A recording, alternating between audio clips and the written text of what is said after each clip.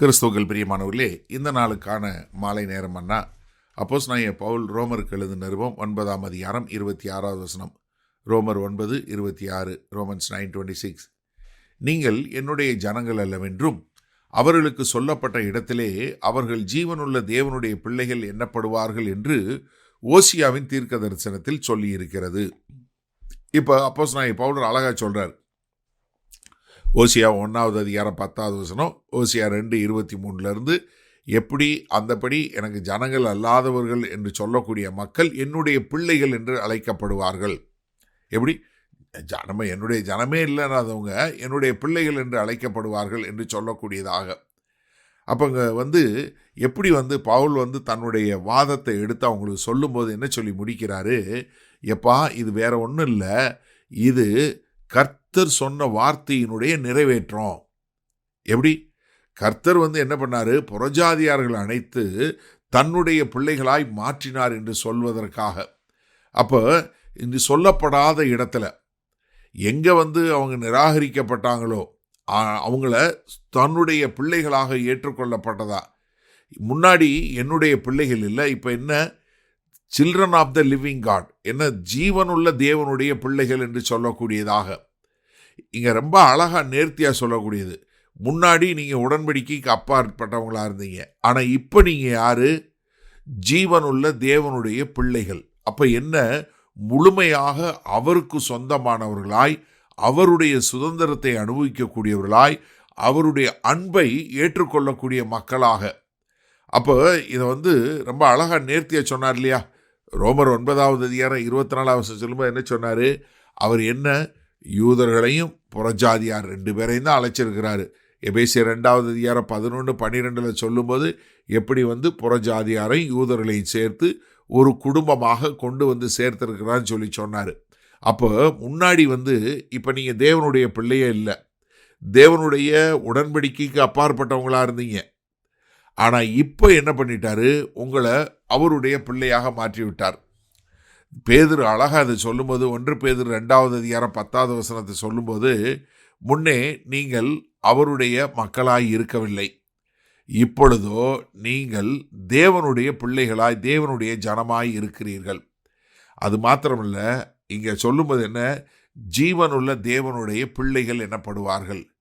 என்ன ஒரு ஆனந்தம்! எனக்கு அருமையான சகோதரனே, சகோதரியே, நமக்கும் இஸ்ரவேல் தேச மக்களுக்கு எந்த சம்பந்தமும் இல்லை. ஆனால் கர்த்தர் சொல்கிறாரு, நீ எல்லாத்துக்கும் அப்பாற்பட்டவனாக இருந்த, ஆனால் நான் என்ன பண்ணேன்? உன்னைய என்னுடைய பிள்ளைகள் என்று அழைக்கக்கூடிய ஒரு பெரிய அழைப்பை கொடுத்துருக்கிறேன். இப்போ அப்போஸ்தலனாகிய பவுல் யூதர்களுக்கு இதை சொல்கிறாரு. ஏன்னா யூதர்கள் புறஜாதியாரை ரொம்ப அருவருப்பாக வெறுப்பாக பார்த்தாங்க. இது எங்களுடைய தேவன், நீங்கள்லாம் புறஜாதியார், நீங்கள்லாம் புறத்தில் உள்ளவங்க, உங்களுக்கும் இதுக்கு சம்பந்தம் இல்லை என்று சொல்லக்கூடிய ஒரு எண்ணத்தில் இருந்தவங்களை பார்த்து என்ன சொல்கிறாரு?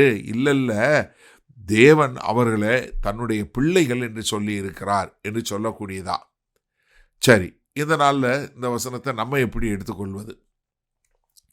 இன்றைக்கி ஒருவேளை நீங்கள் கைவிடப்பட்டவங்க போல இருந்தீங்கன்னா தயவு செய்து புரிஞ்சு கொள்ளுங்க. எங்கே நீங்கள் கைவிடப்பட்டவங்களாக இருக்கிறீங்களோ அந்த இடத்துலேருந்து கர்த்தர் உங்களை எடுத்து அவருடைய பிள்ளை என்கிற ஒரு அங்கீகாரத்தை கொடுக்கிறார். ஏன்னா அநேக குடும்பங்களில் கணவன் மனைவியை நேசிக்காமல், மனைவி கணவனை நேசிக்காமல், பிள்ளைகள் பெற்றோரை நேசிக்காமல், பெற்றோர் பிள்ளைகளை கைவிட்டது போல நிறைய இடங்களில் இன்றைக்கு கைவிடப்பட்டவர்கள் அநேகர் இருக்கிறத நான் பார்க்குறேன். ஒருவேளை நீங்கள் யாரால் கைவிடப்பட்டு தனியாக இருக்கிறீங்க, இல்லை யாருமே என்னை புரிஞ்சு கொள்ளவில்லை, நான் இவ்வளவு வேதனையிலையும் வருத்தத்திலையும் இருக்கிறீங்க அப்படின்னு சொல்லக்கூடிய மக்களாக இருந்தால், இன்றைக்கு உங்களுடைய அந்த வேதனையான அந்த துக்கமான அத்தியாயத்திலிருந்து, அந்த இதிலிருந்து கர்த்தர் உங்களை அழைச்சி, நீ ஏன் பிள்ளை அப்படின்னு சொல்லி உங்கள் வாழ்க்கையை ஒரு புதிதாக எழுதட்டும். நீங்கள் எங்கே கைவிடப்பட்டது போல இருக்கிறீங்களோ, எங்கே நிராகரிக்கப்பட்டது போல இருக்கிறீங்களோ, எங்கே கைவிடப்பட்டது போல இருக்கிறீங்களோ, அங்கிருந்து தேவன் அழைத்து இன்றைக்கு உங்களுக்கு தேவன் ஒரு புதிய அடையாளத்தை கொடுக்கட்டும். உங்களுடைய பழைய காலம் உங்களை வரையறுக்கவே வேண்டாம். முன்னாடி நீங்கள் அப்படி இருந்தீங்க, ஆனால் இன்றைக்கு எனக்கு அருமையான சகோதரனே சகோதரியே, இந்த நாளில் இந்த செய்தியை கேட்டுக்கொண்டு இருக்கிற உங்களை பார்த்து ஆண்டவர் சொல்கிறாரு, நீ என்னுடைய பிள்ளை. நீ யாரு? ஜீவனுள்ள தேவனுடைய பிள்ளை. அப்போ தைரியமாக நீ சொல்லுவீங்களா?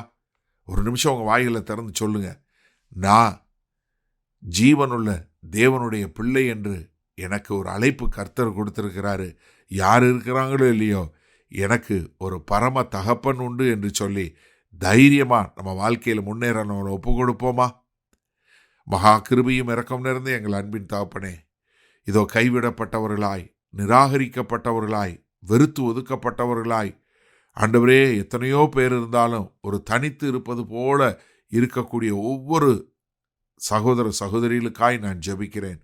ஆண்டவரே, இன்றைக்கு அவர்களுக்கு ஒரு புதிய அடையாளம், அவர்கள் ஜீவனுள்ள தேவனுடைய பிள்ளை என்பதை உள்ளம் முழுவதும் பூரிப்போடு ஏற்றுக்கொண்டு வாழ எங்கள் தேவன் கிருபை பாராட்ட வேண்டுமாய் மீட்பெரும் இரட்சகருமாகிய இயேசு கிறிஸ்துவின் மூலம் ஜெபிக்கிறோம் ஜீவனுள்ள வல்ல பிதாவே, ஆமேன்.